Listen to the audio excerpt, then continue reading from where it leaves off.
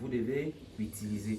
Maintenant, si mon aiguille est à 60, cela suppose que je vais être à quel rapport de vitesse? Cela suppose que je vais être à la 4e vitesse. Si mon aiguille est à 20, entre 0 et 20, je vais être en première. Si mon aiguille est entre 20 et 40, deuxième.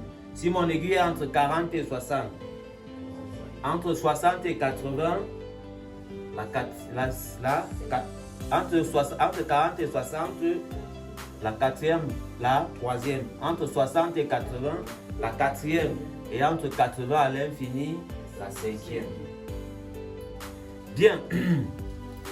Nous savons tous que les vitesses pour la marche avant partent de la plus forte à la plus faible. Mais maintenant, nous constatons que nous utilisons le rapport de vitesse le plus faible pour rouler à des vitesses excessives. Pourquoi?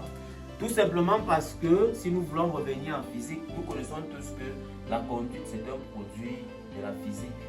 C'est la résultante de la physique. Nous avons dit à l'école que l'énergie cinétique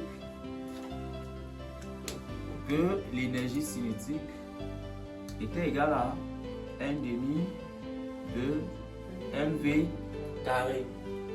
Cela signifie que plus la vitesse doit croître, plus la masse doit être négligeable.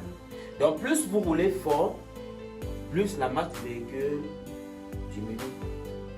Plus vous roulez fort, plus la masse du véhicule diminue. À une certaine vitesse, la masse est presque nulle.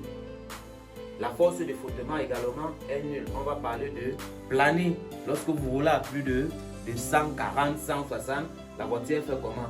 Elle plane. Tout simplement parce que la masse est devenue presque zéro.